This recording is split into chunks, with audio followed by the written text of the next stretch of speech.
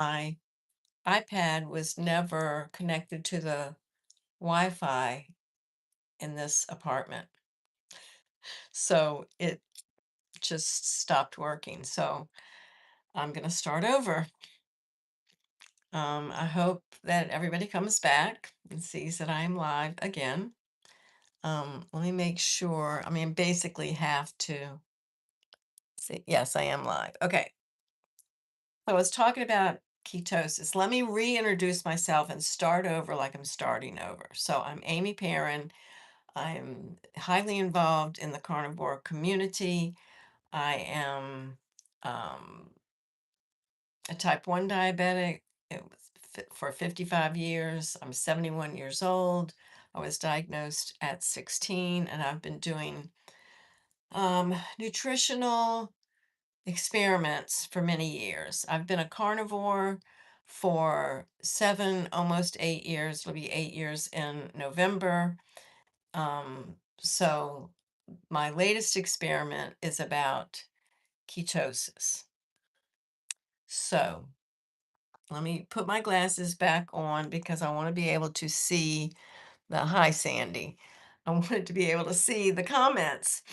I tried to do this on StreamYard and I couldn't get it to go live. So maybe um, I've used anyway. So I had to come on just YouTube, and then I tried on my iPad, and it disconnected because I'm not connected to the Wi-Fi in this apartment. This is my son's apartment. So now I'm on my phone and it should be okay. So the discussion today is about if being in ketosis is good for type 1 diabetics.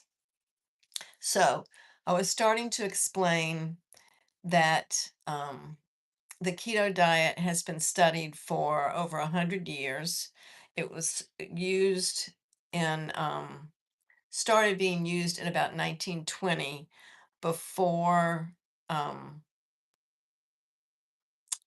the discovery of insulin and before there were drugs for epilepsy. So it was used to prevent seizures in epileptics, and it was used to treat both types of diabetes that they didn't differentiate back then between type 1 and type 2.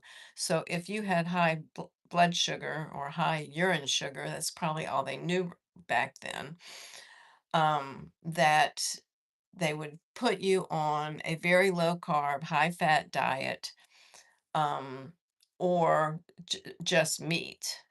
Meat, I've seen a lot of different diets like meat and coffee or all animal products. And I read, I'm not really very well versed, but I like to read old health books and old nutrition books.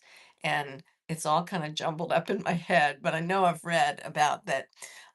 There was a few diets that were like eat anything from the animal kingdom and you can drink coffee. I've even seen one where you can have a shot of vodka or something like that and meat, or it's any interesting stuff, but they would keep people alive. And so it was a diet that I was always interested in studying because before they had figured out insulin, or before they had figured out how to make it and administer it, they were using the ketogenic diet. So I was always interested in it. And I did the pure ketogenic diet for 8 years before I did. Well, let me back up. In 1996, I found Dr. Richard K. Bernstein, and his diet is the very low carb diet. So it's practically ketogenic, although he did not promote testing ketones or calling it a ketogenic diet, but it was less 30 grams of carbs a day or less. And so I started that in 1996 and did a lot of other diets as experiments. Like I said in the first part of the video, I do experiments so that I can learn more. So I did the keto diet from 2010 to 2018, and I was on very low carbs, about 10 to 20 grams of carbs a day. And towards the end of that diet, I was on about 10 carbs a day. And basically, I was eating fermented vegetables and eggs and bacon and red meat. Um, and then I started the carnivore diet in 2018, November of 2018. So, um, okay, well, you can just, yeah, yeah, okay. So, people are so silly, and I don't understand the animosity that trolls and go on and comment. It just doesn't make sense to me. I don't understand what are they trying to do? They're just calling me an old lady. I am old. I'm 71. Just wait till you get to be 71. I bet I'm doing better than you will be. Um, how far have I walked yet today? Oh, it's on my phone, so I can't tell you, but I think it's about 7 miles so far. So so I've just been carnivore lately, just beef, butter, bacon, and eggs. In the last week, I've done this experiment where I'm eating a little less protein and I've increased my fat dramatically. So I'm just eating a lot more butter with my meals. And so it ends out to be somewhere between a half or a whole stick of butter, somewhere in between, maybe a half a stick of butter a day. So it's about 2 tablespoons with each meal, or which is an ounce. So I believe a stick of butter is 4 ounces. So I'm eating about 2, 4, 6, two 2 tablespoons. Anyway, a lot more butter and a little bit less meat and eggs. Just a little bit less, because I don't want to um, lose muscle tone or muscle mass. I want to stay healthy, but I'm doing the experiments with um, staying in ketosis. Now, I do want to say a caveat about ketosis and type 1 diabetes. If you're a type 1 diabetic,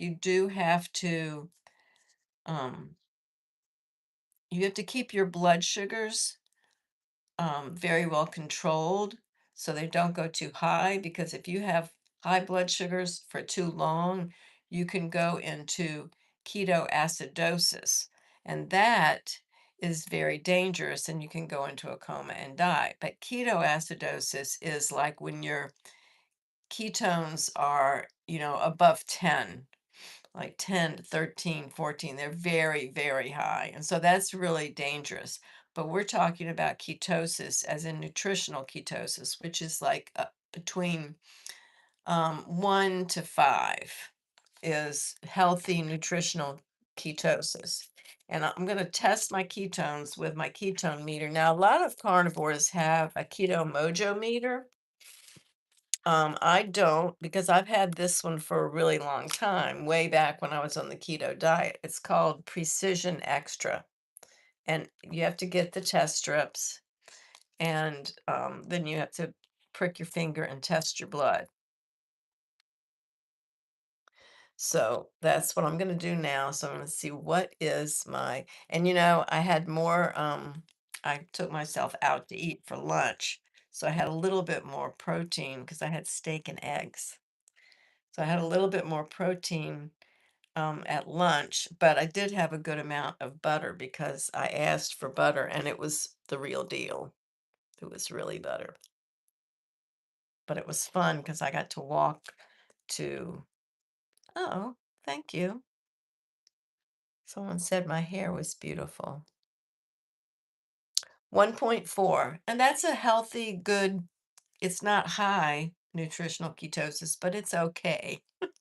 It's yeah, it's okay. And that's a very common level for me is 1.4.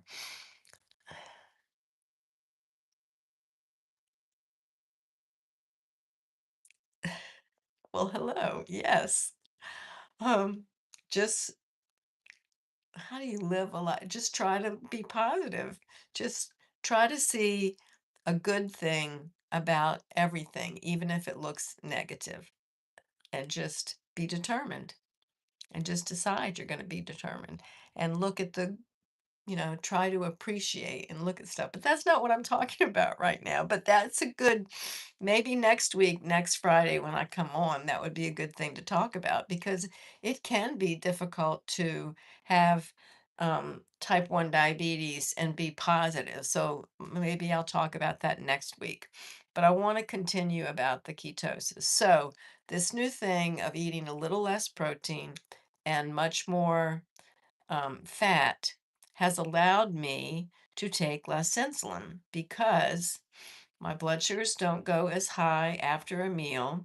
I'm still taking insulin with every meal, but I've been going low a lot more often. So um, I'm taking, and I already don't take a lot of insulin. So I was taking between 10 and 12 units of insulin total for the whole day, not just basal, but basal plus the insulin that I take for meals, which is a very small amount. If you know there's diabetics who take 100 units or 40 or 30. I'm taking a lot less than most type 1 diabetics. Um, but on with this high level of ketones that I get, my blood sugars have been going lower more. And I did take half of a unit for my overnight last night, and my blood sugars were low from midnight to 4 o'clock in the morning. It just said low. That meant they were below 40, which isn't real. I should have woken up and corrected that with sugar, but I don't really want to eat sugar because I'm a carnivore. So I woke up, I felt fine, and I think that my CGM was really, I bet if I tested with my meter, it wouldn't have been that low. It's testing a little lower um, than it actually is if you test it on a meter. So sometimes the CGM isn't completely accurate. So, um, oh, I've seen Uncle Charlie, I have seen you on a lot of different, I mean, I listen to a lot of people, not Carnivore Quest so much. I have seen their lives and I have been on that channel before. Mostly on, well, anyway, I am on some different ones and I know I've been on the same ones as you. But on Dr. Kiltz's a lot and with Dr. Nelson a lot. And yeah. So, and I usually don't have my glasses on, but I want to be able to read your comments. So, all right. So, thing is it worth all this trouble?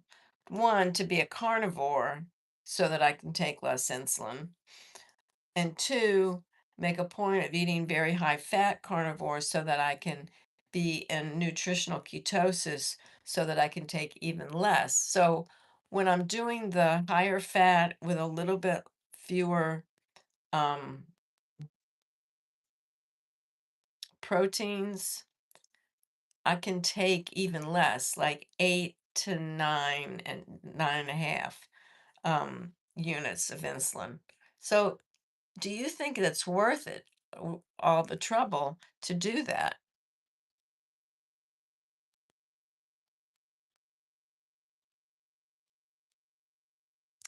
Um, I see your comment. I'm just,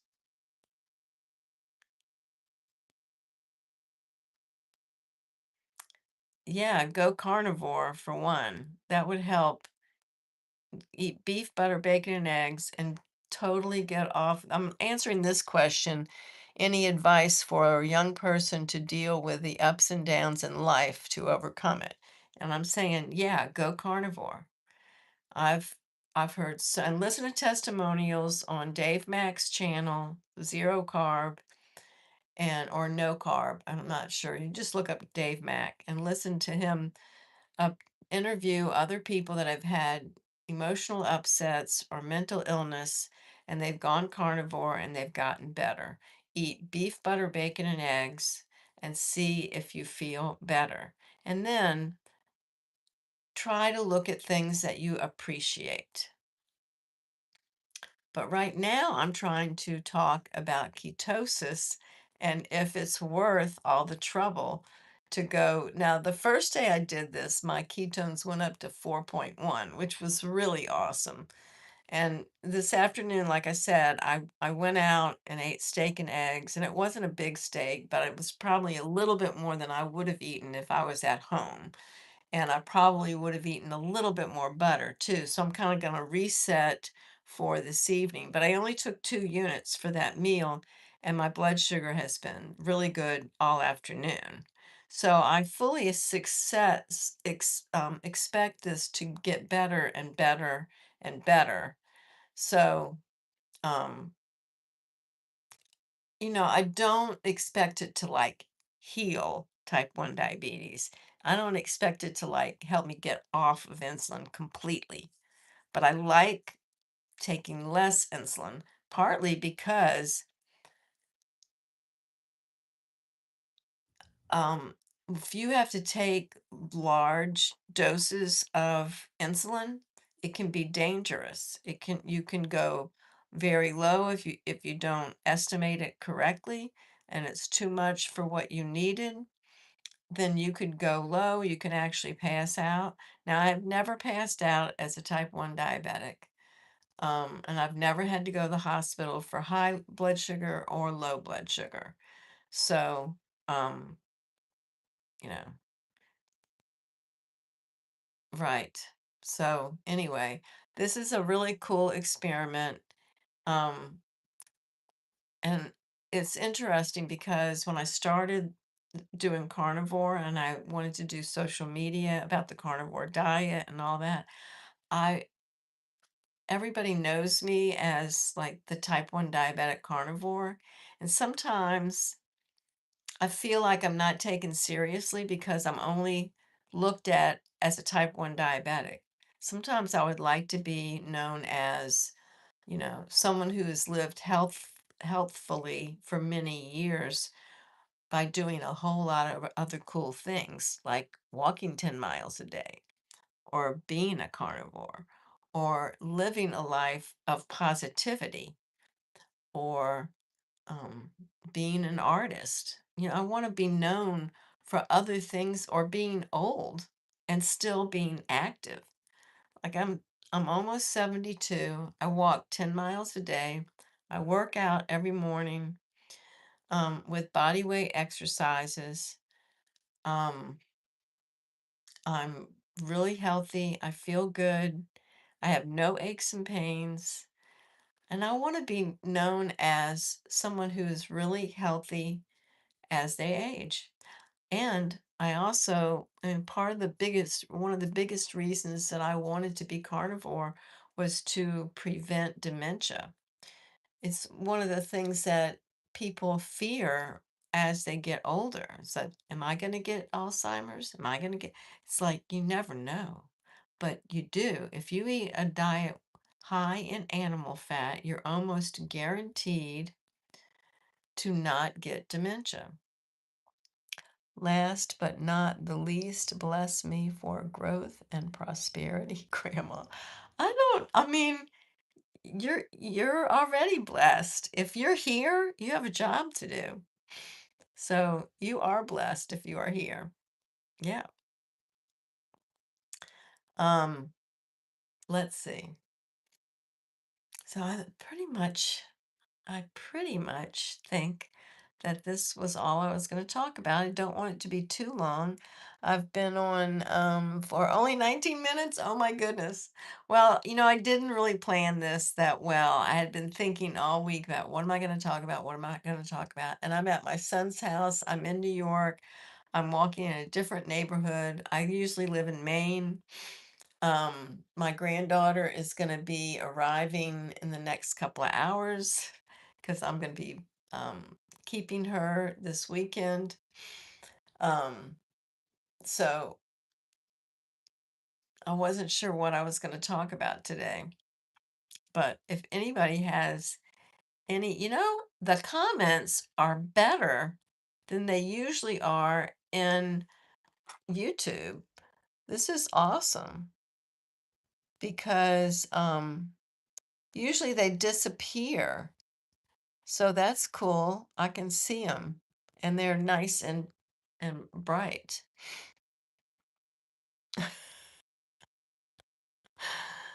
Okay. So, um anyway, I wanted to tell you about the little experiment I'm doing and um help me think of different things I can talk about next week. What did I say? Oh, I was going to talk about um how come you've never become insulin resistant? Because that's a good question. Thank you, Pat. Um, so I don't become insulin resistant. There's a thing called double diabetes. It's when a type 1 diabetic also becomes insulin resistant. So they're really a type 1 diabetic and a type 2 diabetic. And they have to take a lot of insulin. And the reason people become insulin resistant is because either they aren't moving their body enough or they're eating a high carb diet or they're eating something that they might be sensitive to, like wheat, or they're eating things with sugar in them, or they're eating processed food. When you eat processed food, you don't really know what's in it. You can read the list of ingredients, but they can cheat. They can put stuff in that list of ingredients that they don't even have to put it on the list of ingredients. They say, well, it's just a little bit, let's add that. And it's some kind of factory made additive that's supposed to make you want more. And it's a manufactured chemical. And you don't know what those manufactured chemicals do to your body. And one thing they do is they make you insulin resistant. There's a lot of different medications that make you insulin resistant. Statins make you insulin resistant. Um, a lot of um, medications that people take for depression and anxiety make you insulin resistant. So, and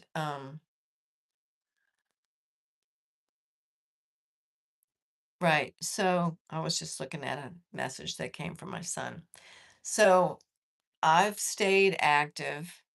I only eat meat. I have not eaten gluten well, I haven't eaten sugar in 55 years. I haven't eaten gluten for 30 years. I have not eaten fruit for 30 years. I have been active for the past, well, longer than that. I've been active for as long as I can remember. I always make a point, I think I was, in a way, if I was going to have type 1 diabetes, 16 was a good time to get it because I realized pretty soon that I had to be active to keep from having to take a lot of insulin to keep myself from being insulin resistant. So I've been active. I've done running. I've done lots and lots of walking. I've um, done body weight exercises. I've always stayed active. And actually, being positive and having a good attitude, that keeps you from being insulin resistant too. Your body can feel your moods. And you have to make a point of putting yourself in a good mood. Look at things around you and appreciate the good things in your life. I love like um, Abraham Hicks talking about, oh, you're my favorite flower. You're my favorite. Go around and see what your favorite is. Oh, that's my favorite tree. Oh, that's my favorite sign. I really like that sign. Look at things that you can appreciate. That actually keeps you from being insulin resistant. So it's just something good to remember. And maybe next week I'll talk more about that and I can plan it ahead of time. So, you guys, I think that I've kind of run out of things to talk about. Um, Yeah, so next week at 3, that's when I usually come on, 3 o'clock on Fridays. That was what I meant to do, and I couldn't get on, so I was a little bit late. But 3 o'clock Eastern, Fridays. So y'all come back next week, and I'll see you then.